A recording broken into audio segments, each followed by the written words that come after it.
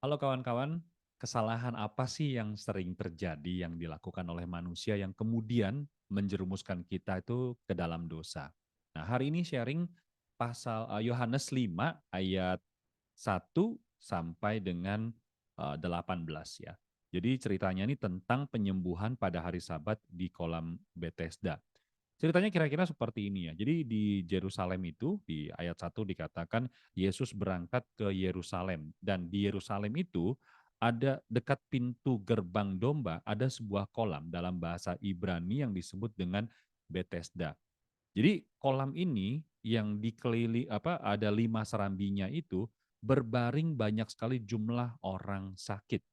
Dan orang sakit itu ditulis dengan jelas di dalam ayat 3, orang-orang buta, orang-orang timpang, dan orang-orang lumpuh yang menantikan goncangan air kolam tersebut.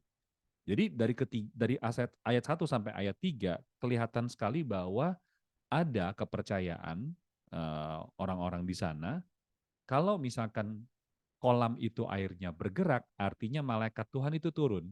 Jadi orang-orang yang sakit itu yang turun ke sana itu akan bisa bisa sembuh. Jadi di dalam ayat 4 dikatakan sebab sewaktu-waktu turun malaikat Tuhan ke kolam itu dan menggoncangkan air itu. Kemudian barang siapa yang terdahulu masuk ke dalam sesudah goncangan air itu menjadi sembuh apapun penyakitnya.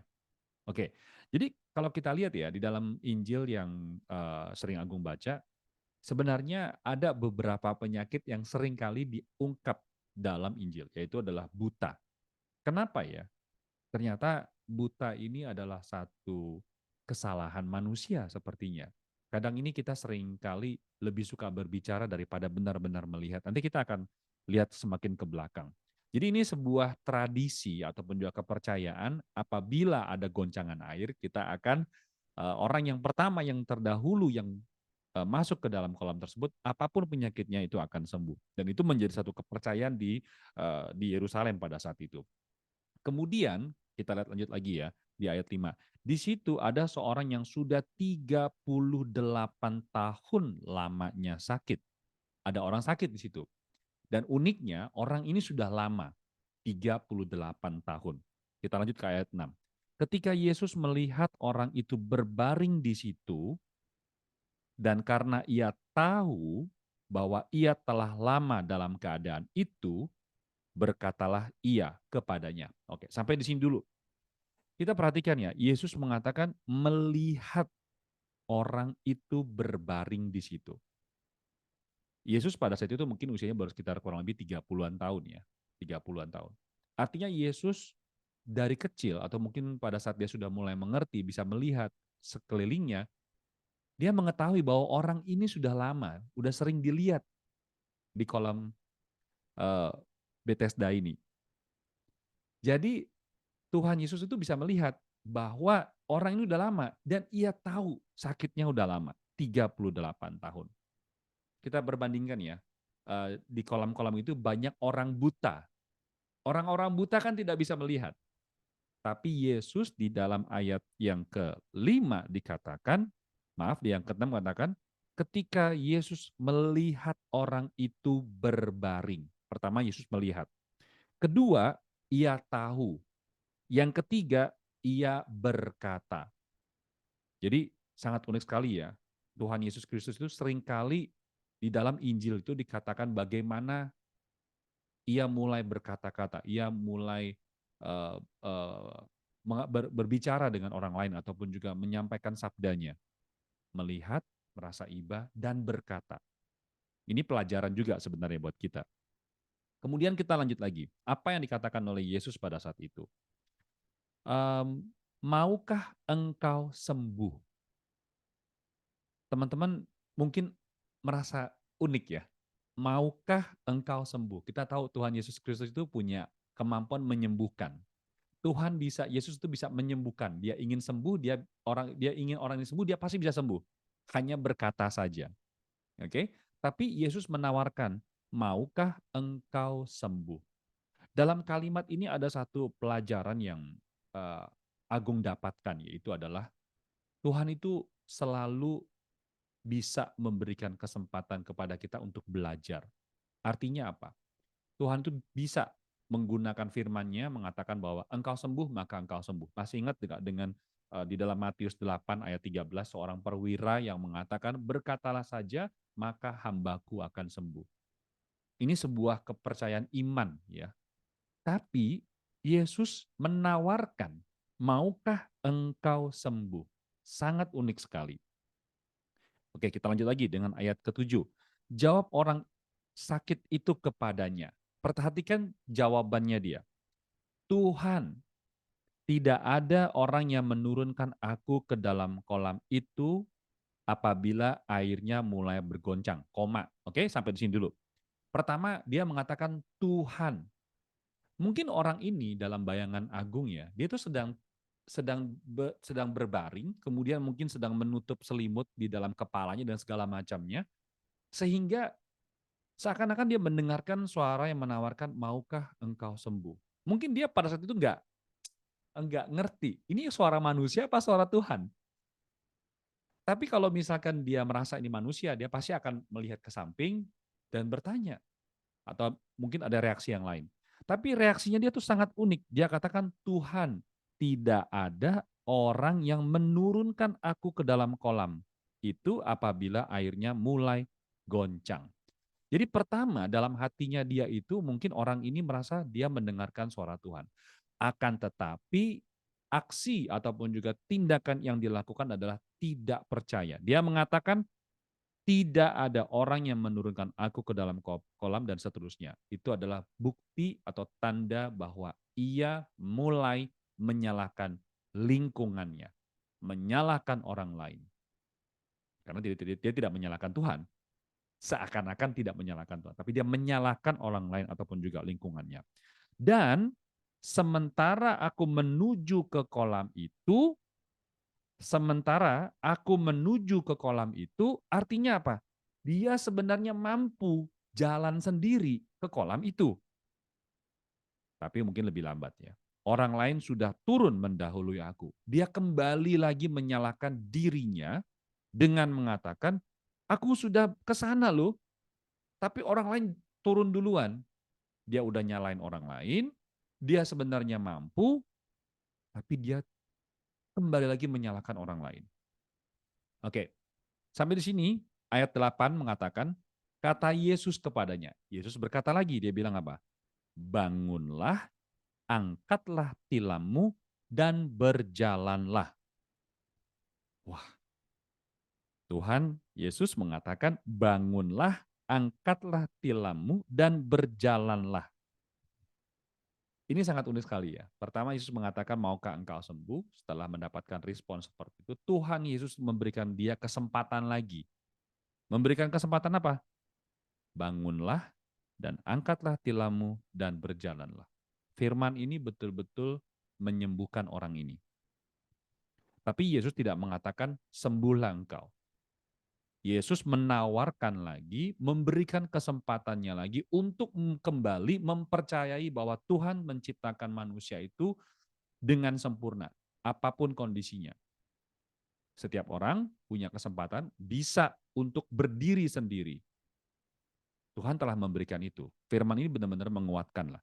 Bangunlah dan angkatlah tilammu dan berjalanlah. Jadi Tuhan itu sebenarnya memberikan kesempatan dia menguatkan kepada orang sakit ini bahwa kamu bisa bangun. Kamu bisa bangun, Anda bisa bangun mengangkat tilammu dan berjalan. Oke, unik sekali ya perbincangan ini. Kemudian di ayat ke-9 dikatakan, dan pada saat itu juga sembuhlah orang itu, lalu ia mengangkat tilamnya dan berjalan. Jadi kalau kita lihat perbincangan yang sangat singkat ini memiliki makna yang sangat mendalam. Buat Agung sendiri, Agung dapat pesan yang Agung dapatkan adalah Tuhan itu telah memberikan kita itu kesempatan. Kita diciptakan sesuai dengan rupanya. Di dalam Kejadian dikatakan hal tersebut. Dan kadang-kadang kita kehilangan kepercayaan itu sehingga kita menjadi buta. Atau mungkin karena kita tidak belajar mendengarkan suara Tuhan, mendekatkan diri kepada Tuhan, kemudian kita menjadi buta, menjadi pincang, atau bahkan menjadi lumpuh. Ini dalam arti adalah secara rohani, bukan secara fisik. Oke, kita lanjutkan lagi cerita ini. Tetapi hari itu hari Sabat. Kita bisa melihat hari Sabat itu orang tidak bekerja. Kemudian orang mulai berlalu lalang di sekitar kolam Bethesda ini. Kemudian di situ banyak sekali orang-orang Yahudi. Dan orang-orang Yahudi di sekitar itu melihat ada orang yang berjalan, mengangkat tilamnya dan berjalan, ya, ingin meninggalkan kolam tersebut. Kemudian orang Yahudi di sekitar itu melihat, hei, hari ini hari Sabat dan tidak boleh engkau memikul tilammu. Ini orang yang mungkin ini kali ya, satpam kali ya, untuk ngelihat ini siapa yang kerja, siapa yang nggak kerja ya. Kan nggak boleh, itu kan tradisi ya. Di hari Sabat adalah saatnya untuk orang Yahudi untuk beristirahat, tidak boleh bekerja. Akan tetapi, ia menjawab mereka, orang sakit ini dia bilang apa? Di ayat 11.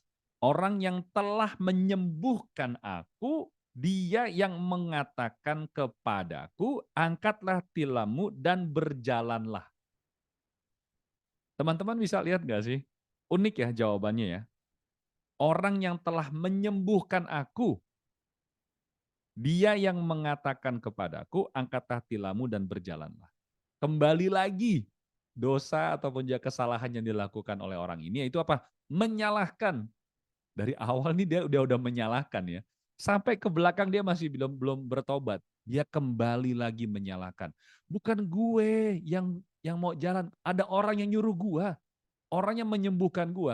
Padahal dia itu bisa melihat ya, mana yang lebih penting, disembuhkan atau menyalahkan orang yang mengangkat dia, suruh dia tuh berjalan, mengangkat tilam dan juga berjalan. Wah, orang sakit ini benar-benar parah ya. Oke, kita lanjut ke ayat 12. Mereka bertanya kepadanya, orang Yahudi ini bertanya, siapakah orang itu yang berkata kepadamu, angkatlah tilammu dan berjalanlah. Jadi orang Yahudi tidak melihat kesembuhannya dia. Mungkin orang Yahudi ini nggak tahu nih orang ini dulu sakit apa ya. Mungkin dia juga memperhatikan. Kembali lagi, orang Yahudi ini buta. Tidak melihat siapa saja yang ada di sekeliling kolam itu yang butuh bantuan. Oke? Jadi ditanya, siapa yang nyuruh kamu ngangkat tilam dan berjalanlah? Wah, ini parah sekali nih. Ayat 13 dikatakan, tetapi orang yang baru sembuh itu ya, tidak tahu siapa orang itu. Dia nggak tahu. Teman-teman unik nggak? Di ayat yang ke-7 dia mengatakan, Tuhan, tidak ada orang yang menurunkan aku ke dalam kolam dan seterusnya. Dia sudah menyebutkan Tuhan, dia sudah disembuhkan, dia sudah bisa berjalan, tetapi begitu ditanya dia bilang tidak tahu siapa orang itu. Ini butanya itu sampai nggak bisa diucapkan dengan kata-kata ya. Dosanya ini besar sekali. Dan saat itu Yesus telah menghilang ke tengah-tengah orang banyak di tempat itu. Jadi kelihatan memang di kolam itu banyak sekali orang ya. Jadi mungkin Yesus habis melakukan berkata, bangunlah, katakanlah, angkatlah tilammu dan berjalanlah. Kemudian Yesus kembali berjalan di antara keramaian tersebut.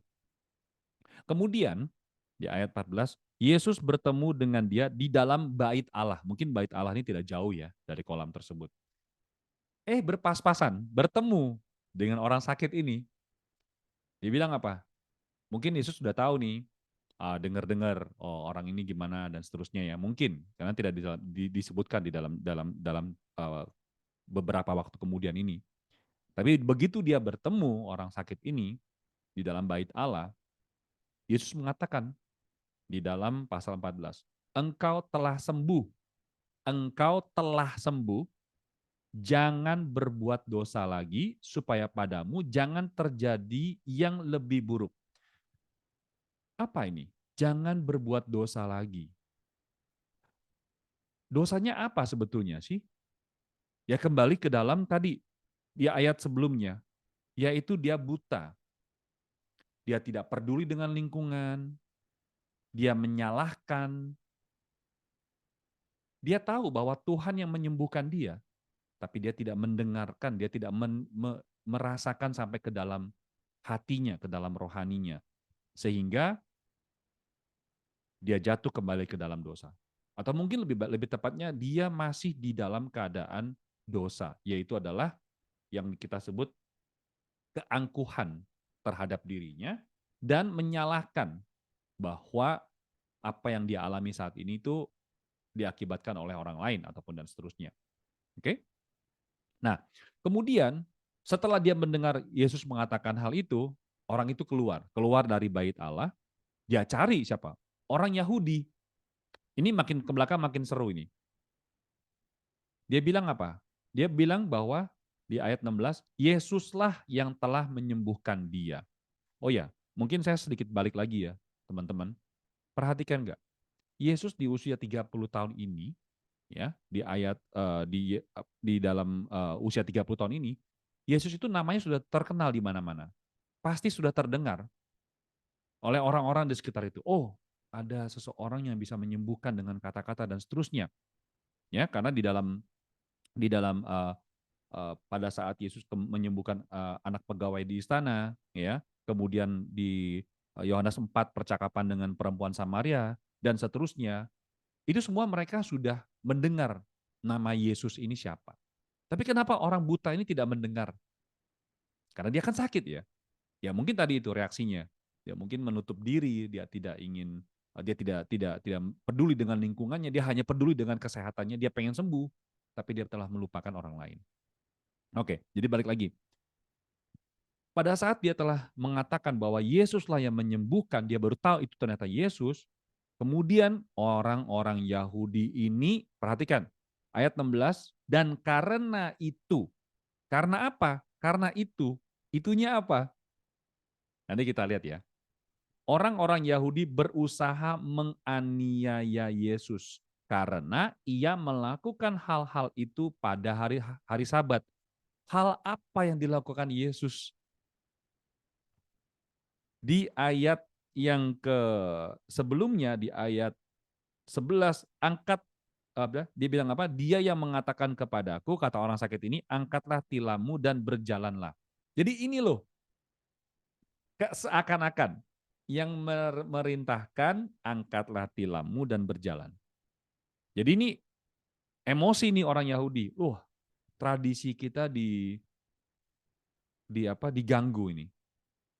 Jadi dia berusaha, orang-orang Yahudi ini mulai berusaha berusaha menganiaya Yesus kalau melakukan itu pada hari Sabat. Oke, kita lanjut lagi ke ayat 17. Orang Yahudi ini bertemu dengan mana Yesusnya? Ketemu sama Yesus nih. Dalam ini kelihatannya seperti itu. Tetapi ia berkata kepada mereka, Bapakku bekerja sampai sekarang, maka aku pun bekerja juga. Wah, orang Yahudi ini tambah emosi, teman-teman. Tambah emosi. Emosinya apa? Sebab itu orang-orang Yahudi lebih berusaha lagi untuk membunuhnya. Bukan saja karena ia meniadakan hari Sabat, tetapi juga karena ia mengatakan bahwa Allah adalah Bapanya sendiri. Dan dengan demikian menyamakan dirinya dengan Allah. Ini cukup panjang ya. Kita lihat satu persatu kata-kata ini, ataupun juga ayat ini 18. Jadi dari semula yang katanya ingin menganiaya Yesus karena melakukan hal-hal itu, yaitu apa? Melakukan dua hal kelihatannya. Yang pertama adalah, kalau di dalam ayat yang sebelumnya dikatakan, bangunlah, angkatlah tilammu, dan berjalanlah. Itu kesalahan pertama yang dicari-cari. Karena dia tidak melihat kesembuhan. Tetapi yang kedua, di dalam ayat yang kedua, hal kedua, yaitu apa? Menyembuhkan. Karena menyembuhkan itu juga sebuah hal yang tidak boleh dilakukan di hari Sabat kelihatannya. Jadi dua alasan inilah yang ingin mengerusak Yesus, menganiaya Yesus. Teman-teman ya, ini sangat unik sekali ini. Orang-orang Yahudi ini kesal hingga ingin membunuhnya karena ia meniadakan hari Sabat. Tapi apakah Yesus meniadakan hari Sabat? Tidak. Yesus tidak meniadakan hari Sabat. Sama sekali tidak ada dikatakan dalam ayat-ayat ini Yesus ingin meniadakan. Yesus hanya menawarkan, maukah engkau sembuh? Bangunlah, angkatlah tilammu dan berjalanlah. Tidak ada kata-kata menyembuhkan. Tetapi Yesus hanya menguatkan orang sakit ini bahwa engkau bisa. Tetapi apa yang diinterpretasi oleh manusia, oleh orang-orang Yahudi, dia menyembuhkan, dia menyuruh orang untuk bekerja. Oke? Inilah kesalahan pertama. Dan ingin orang-orang Yahudi ini menganiaya Yesus. Hal yang kedua lebih keji lagi, yaitu ingin membunuhnya. Alasannya apa? Di dalam itu dikatakan, Bapakku bekerja sampai sekarang. Yesus mengatakan, Bapakku. Bapakku. Dalam ayat ini sama sekali tidak dikatakan bahwa menyamakan dirinya dengan Allah. Tidak ada kata-kata seperti itu. Ini hanya terjemahan orang-orang Yahudi pada saat itu. Menyamakan dirinya dengan Allah.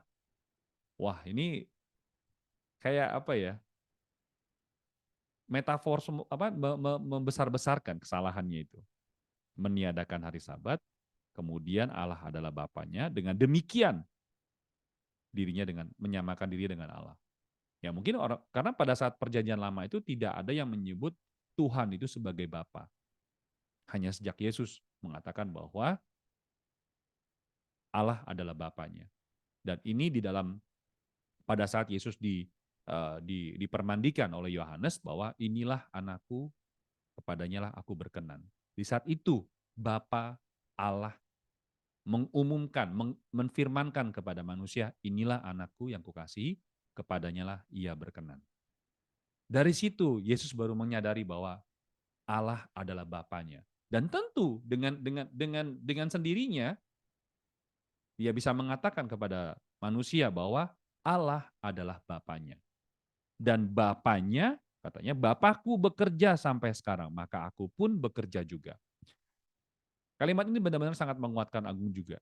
Mungkin pada saat Agung merasa uh, nyangkut, ya, ataupun juga merasa tidak tahu apa yang harus aku lakukan untuk ke depan, ingin melakukan apa, membuka kelas, atau banyak sekali kita punya banyak rencana. Aku juga punya banyak rencana, ingin melakukan hal ini, ingin melakukan hal itu.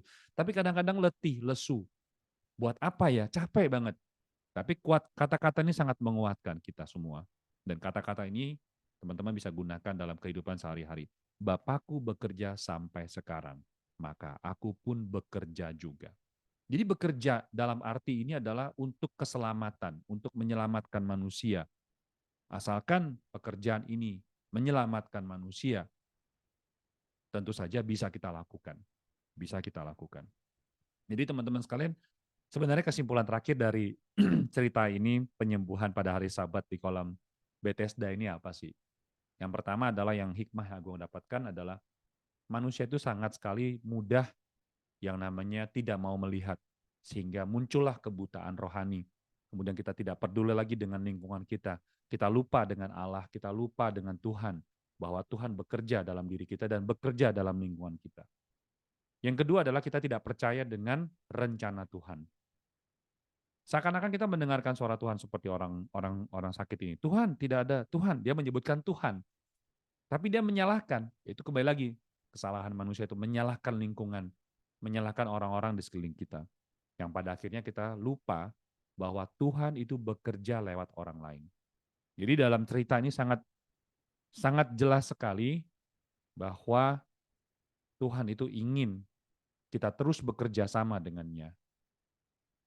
Terus bekerja sama dengannya dan juga terus dekat dengannya, terus sering kali mendengarkan firman-Nya.